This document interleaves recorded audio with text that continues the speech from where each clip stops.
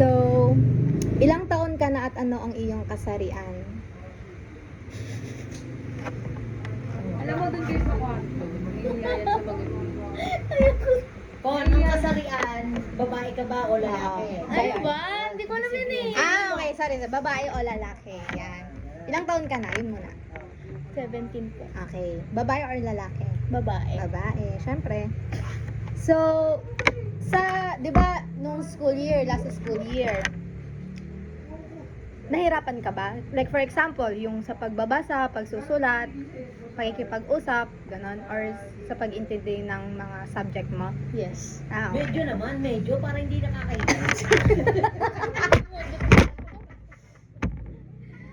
Na ano ka, nahirapan ka? Medyo. Medyo. Saan ka mas nahihirapan? Sa pagsusulat, sa pagbabasa, sa pakikipag-usap o Pakikipag-usap. pakikipag-usap? Okay.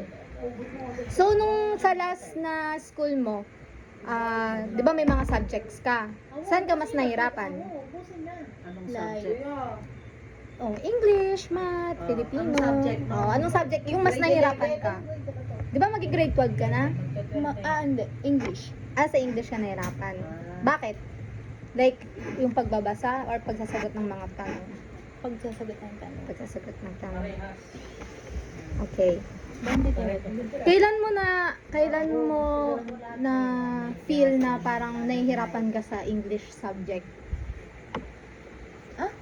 Kailan mo naramdaman?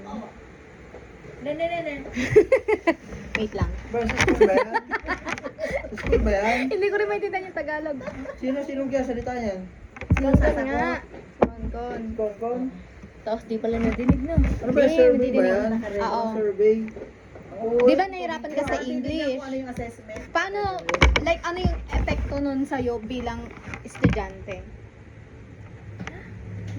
Ano yung, yung English? Yung English subject, di ba nahihirapan ka? Ano yung epekto nun sa'yo?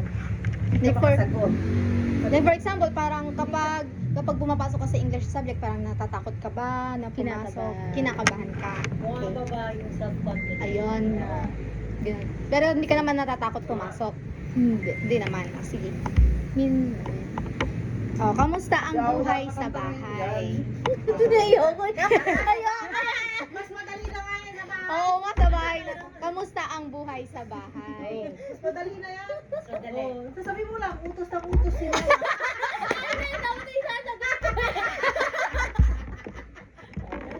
Okay lang. Oh, yun ang sasabihin mo. No, ano, kamusta ang buhay sa bahay? Okay lang po. Okay lang. Okay lang. Papagalitan. Okay. Sino ang madalas mong kasama sa bahay? Sila kuya. Sila kuya. Magulang. Mama, papa. So, kapag may assignment ba? Ano? Interrogation lang sa NBI. Baliw. So, kapag ba may assignment or kailangan mo mag-aral, may tumutulong ka sa'yo. Kunwari, may assignment ka, may tumutulong ka sa'yo? Wala. Walang tumutulong sa'yo? Si Awo, di ba? Di minsan yun, walang tumulong? Grabe ka. Hindi ako tinutulungan na yun eh. Wala Awo. Hindi ako tinutulungan na yun eh. Magpamatulong sa akin. Magpamatulong sa akin. Eto, may follow-up question, o gano'ng kadalas ka tinutulungan? Tinutulungan naman ng kuya niya. Oh, tamo, ikaw naman. Di kaya! Hindi ka naman. Tinutulungan ka. Never. Tinutulungan ka, pero hindi ganun kadalas. Kasi Ayun. busy din sila sa school. Okay, kasi college na sila. Ano? May sapat ka bang gamit sa bahay para makapag-aral ng maayos? Like for example, laptop, gano'n. O meron, di ba? Ano ba? Ayun, laptop ni kuya mo. Ah. Anong ginagamit O, tas internet din. internet, Oh. cellphone mo. O, cellphone pala. O, tahimik din dito. Ay, maingay pala yung ano. Sa school naman, nararamdaman mo ba ang tulong ng iyong mga teacher? Yes. Tinutulungan ka ng mga teacher mo? Anong hindi? Sa panong paraan kanila tinutulungan? Kagaya, sabihin mo, kagaya ng subject ko, ng ano ko, yung prepare ng how to bake a cake, Consideration. how to Para measure, maging test. Raul. Ano? Ang ganda na dito. Ano ba? Nakaka sa bad. Ano ba? Sa room nyo, paano ka pinakisama ng mga kaklase mo?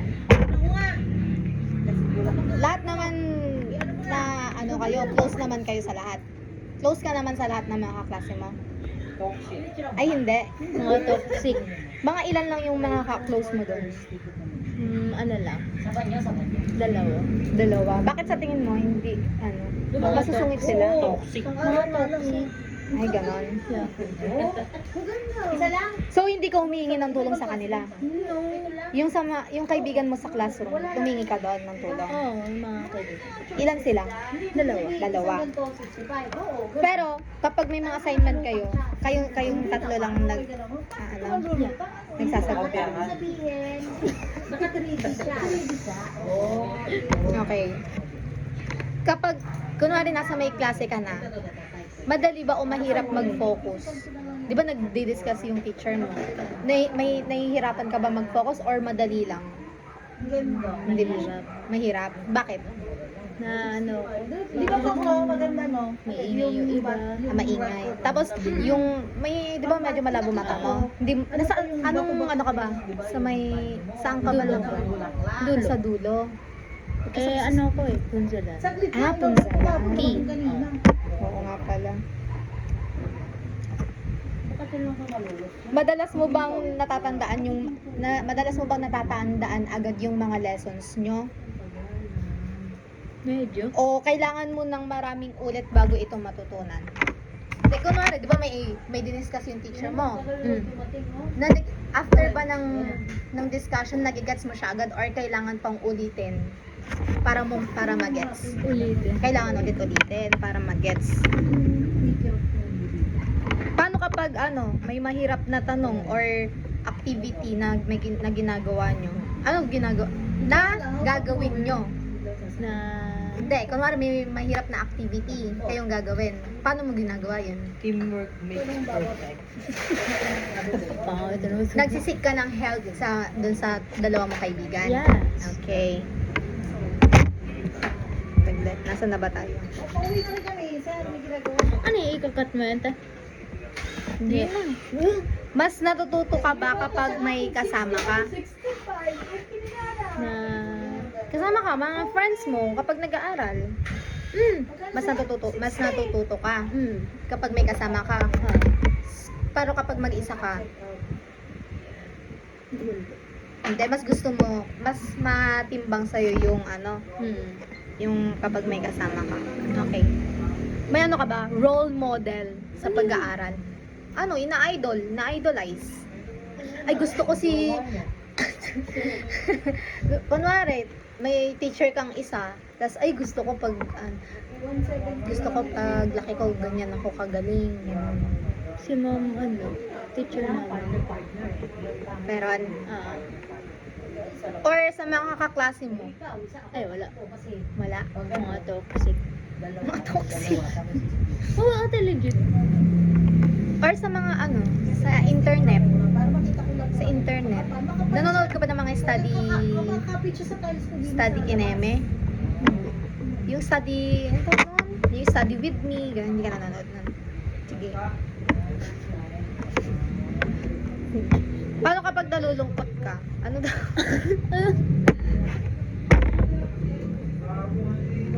Ba't ganun yung Ano ba sabi? kapag nalulungkot ka o nai-stress? Asan ba? Siyempre, yung boyfriend ko po. Kapag nalulungkot ka o nai-stress, paano mo ito hinaharap? So paano pag nalulungkot ka daw or stress ka? Anong ginagawa niya? Oo, anong ginagawa mo? Baking. Nagbe-bake ka. Yun ang maganda. Yun ang Yun. maganda sagot. Love it. Wow. Baking. Yung kanyang hobby. Ma'am, gusto niyong bumili ka mo. Sabay ganun, no? Sa palagay mo, naiintindihan mo ba agad kung ano ang nararamdaman mo? Ha? Hindi kaya sinabi mo. Kunwari, may nafe-feel ka. Like, paano ba? Bumagsak ka sa exam. Sa Shopee ba yun ba eh? Oh. TikTok! Na naiintindihan mo ba agad yung sarili mo? Like, nalulungkot ka ba? Alam mo ba na nalulungkot ka kasi bumagsak ka? Or masaya ka kasi tapos na, alam mo yun? Yung parang alam mo na yung feeling. Hindi mo gets. Nalulungkot. Hindi. Like, naiintindihan mo ba agad? Kung ano yung nararamdaman mo? Hindi. Hindi. Ito. May guro o guidance counselor ba nakakausap ka tungkol sa mga hamon? Ako parang suspect ako eh. May kausap ka bang mga, di ba hirap ka magbasa? Oo. Minsan ba, kinakausap ka ng teacher mo nun? Oo. Hindi, kinakausap ka? Oo. Wala. Minsan tinutuwan ako. Oo, kasi nga di ba hirap ka nga magbasa kasi yun sa may dila mo. Tinutuwa na magbasa mo. Yung grade 2 na. Ano yung may mga test or observation sila na ginawa, no? Sa'yo? Pinabasa ka nila dati? Oo. Anong mga ano yun? Anong mga materials yun? Textbook? Ano? Yung ano lang, parang ano lang yung ABCD.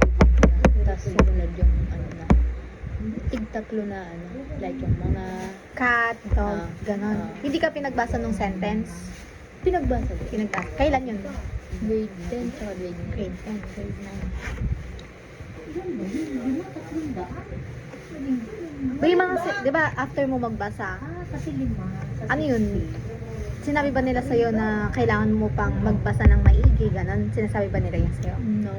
Ano sinasabi sa'yo after nun? Wala na? Hindi. Basahin mo yan basta kapag tapos ka na basahin mo sa baba namin. Tapos na. Oh, kunwari, tapos mo nang basahin. Oh. Siyempre, magbibigay sila ng result nun. Anong sinasabi nila na, kunwari, medyo kailangan mo pang mag-ensayo, mag-practice, magbasa. Di ba nila sinasabi sa'yo yan? Practice ka muna. Ayan, mag-practice sa bahay, ganon. Ganon sinasabi.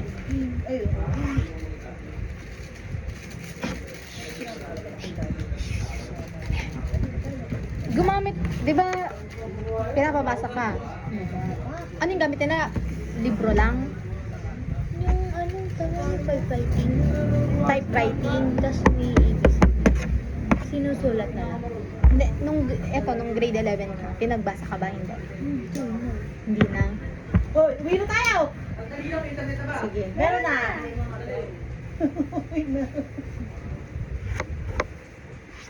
Anong klaseng teaching method yung effective sa'yo? Na, kunwari, kapag nagdi-discuss yung teacher mo, kailangan ba may video? Di ba may TV naman kayo sa room? May video ba? May picture? Group Like, yung pipicturean mo yung mga na ano niya. Hindi, kunwari, nag-discuss yung teacher mo. Paano ba, I mean, ano ba? Anong klaseng pagtuturo ang mas effective? Yung teacher ba na gumagamit ng video, ng PowerPoint? Effective ba sa'yo yun? Yung gumagamit ng mga PowerPoint? Ano yung PowerPoint? Slideshow. Ha? Slideshow. Ayun, slideshow. Ano yun? Sa computer, yung kunwari, ayan, may TV. Tapos may magpapakita, ganyan, ipapakita sa iyo yung design, paano, ano. Ganun. Or, ano?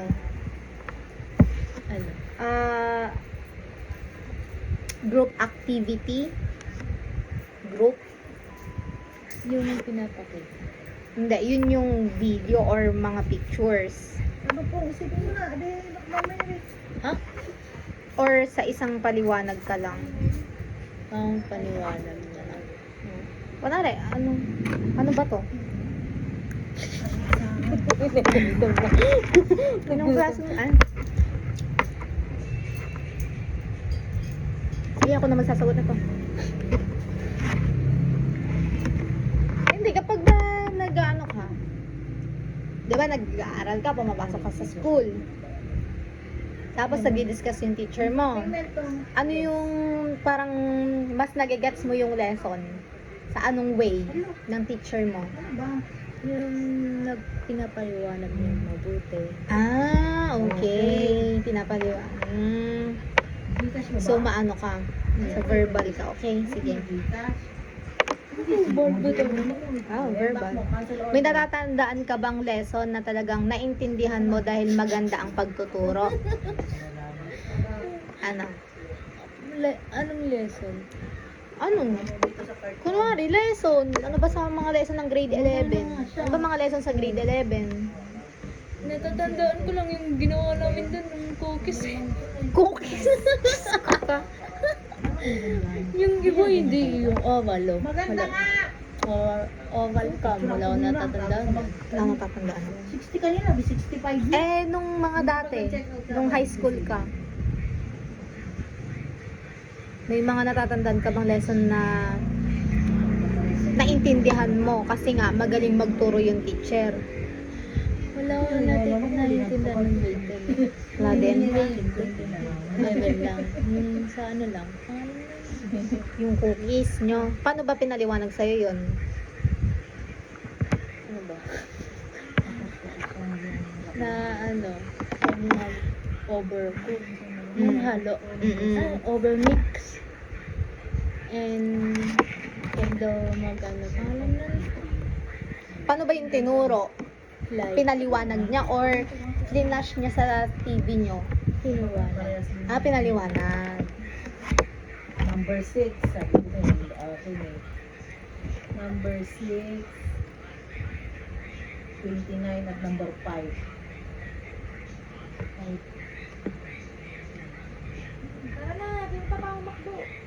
Okay. Ngayon na naiisip mo na ang buong karanasan mo, ano ang natutunan mo tungkol sa sarili mong paraan ng pag-aaral? 'Di ba grade 11 ka na? So paano yung ano yung natutunan mo tungkol sa sarili mo Apat na yan sa sarili mong paraan Dalawa. ng pag-aaral? Ha? Ano yung natutunan mo? Sa sarili. Oo. Sa sarili mong paraan ng pag-aaral. Like saan ka mas nag-excel? Excellent. I mean, ano ba Tagalog nun? Hindi, lalabas naman yun. Saan ka mas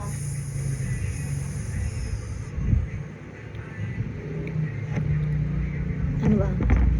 Ano, isa? 65. Sa makababo. Tama. 65 na. Ngayon na naisip ko ng buong karanasan mo. Anong natutunan mo tungkol sa sarili mong paraan ng pag-aaral? So, yung natutunan mo, parang mas natututo ka kapag ipinapaliwanag ng teacher. Kapag siya lang yung nagsasalita, wala ka nakikita sa TV. Ganon. Hala. I mean, mas natututo ka doon. Oo. Sige. Ayan, okay na. Ano ba mas gusto mo? Nag-aaral ka ng mag-isa or may kasama? May kasama. Sige. Kung makakapagbigay ka ng payo sa mga guro, kaaralan o kapwa, estudyante na may parehong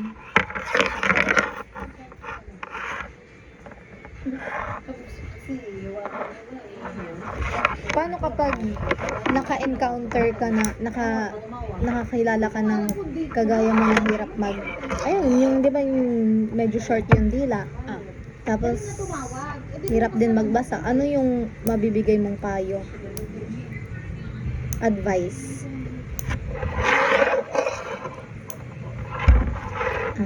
Siguro mabibigay mo yung ano, ang tawag nito? Yung wag sila titigil kasi tignan mo ikaw nga naka grade 11 magi-grade 12 ka na, di ba? Wag mag-give up yan na. Okay na, thank you.